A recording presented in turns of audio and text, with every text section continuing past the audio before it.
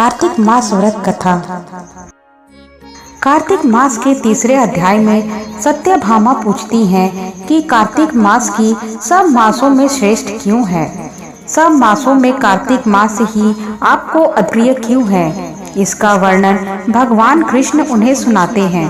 सत्यभामा ने पूछा, हे स्वामी, काल रूपधारी आपके सभी अंग प्रत्यंग एक समान महत्व रखते हैं, अतः कार्तिक मास ही सब मासों में श्रेष्ठ क्यों है। फिर सब तिथियों में एकादशी और सब मासों में कार्तिक मास ही आपको अधिक प्रिय क्यों है। हे देवेश, इसका कारण कहिए।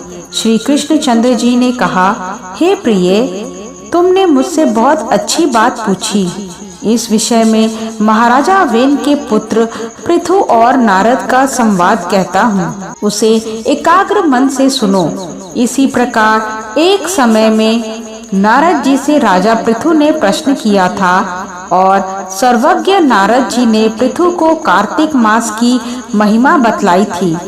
नारद जी ने कहा, हे राजन, बहुत दिन पहले समुद्र का शंखासुर नामक अत्यंत शक्तिशाली और पराक्रमी एक राक्षस पुत्र तीनों लोगों को मंत्र डालने में समर्थ हुआ। उस शंखासुर ने स्वर्ग लोक में रहने वाले देवताओं को जीतकर और इंद्र आदि दशों लोकपालों के अधिकारों को छीन लिया। उससे डरकर समस्त देवगण सुमेरु पर्वत की कंदराओं में अपनी स्त्री तथा कुटुंब के साथ उसका अवरोध करते हुए बहुत दिनों तक छिपे रहे। जब सब देवगण सुमेरु पर्वत की कंदराओं में आसन जमाकर निश्चिंत होकर रहने लगे, तब वह राक्षस सोचने लगा कि यद्यपि मैंने सब देवताओं को जीत लिया है और इनका अधिकार छीन लिया है, तो भी ये लोग बलवान ही ज्ञात होते हैं। अतः अब हमको क्या करना चाहिए। आज मुझे ज्ञात हुआ कि ये सब देवता वेद मंत्रों से बलवान हो रहे हैं। उनके वेदों को हर लेने से ये स्वतः बलहीन हो जाएंगे। नारद जी ने कहा, ऐसा मानकर शंखासुर विष्णु भगवान को सोते देख सत्यलोक से स्वयं उत्पन्न समस्त वेदों को चुरा लाया।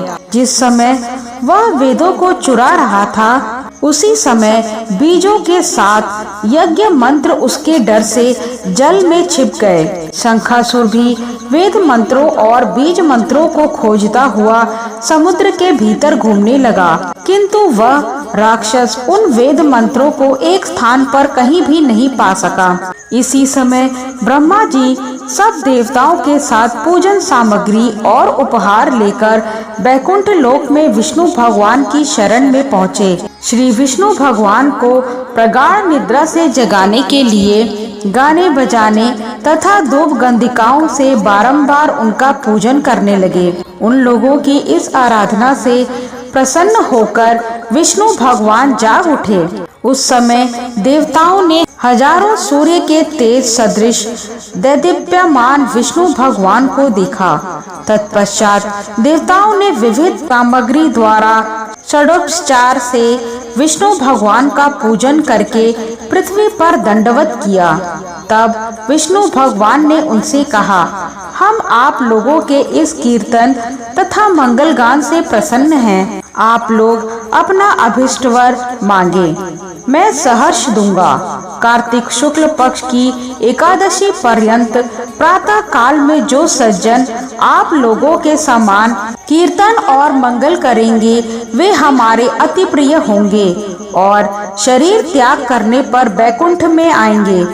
यह जो पाद्य, अर्घ्य, आचमन और जल आदि सामग्री आप लोग हमारे लिए लाए हैं, वे सब अनंत गुणों वाली होकर आप लोगों को आनंदित करेगी। जो शंखासुर सब वेदों को चुरा कर ले गया है, वे सब समुद्र में हैं। मैं उस सागर के दुष्ट पुत्र को मारकर ले आता हूँ। आज से मंत्र, बीज और यज्ञों के साथ चारों वेद प्रति वर्ष कार्तिक मास में जल में विश्राम किया करेंगे।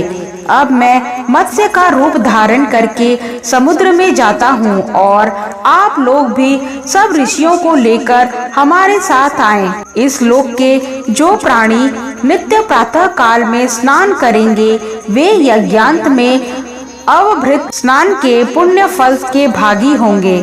जो कार्तिक में स्नान और व्रत किया करेंगे, हे इंद्र, उनको तुम मेरे लोक में पहुंचा दिया करो। हे देवेंद्र, मेरी आज्ञा से उन प्राणियों को सब आपत्तियों से बचाते रहना। हे वरुण, तुम उन्हें पुत्र पौत्रादि संतान देते रहना। हे धनाधिप कुबेर, मेरी आज्ञानुसार तुम उनका धन धान्य बढ़ाते रहना, क्योंकि इस प्रकार का आचरण करने वाला प्राणी हमारा रूप धारण करके जीवन मुक्त हो जाया करता है। जन्म से लेकर मरण पर्यंत विधि पूर्वक जिसने यह उत्तम व्रत कर लिया है वह आप लोगों का भी पूजनीय है। आप लोगों ने मुझे कार्तिक शुक्ल एकादशी तिथि को जगाया है, इसी से यह एकादशी मान्य है और हमको बड़ी प्रिय है। हे देवता लोगों, ये दोनों व्रत विधि पूर्वक करने से प्राणी मेरे समीप पहुँचते हैं। इस प्रकार न कोई तीर्थ, न कोई व्रत और न कोई यज्ञ ही है जो स्वर्ग दे सके। जय श्री हरि विष्णु।